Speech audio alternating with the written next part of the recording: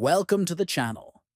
Today we are going to show you how to change the story language in the Wattpad app.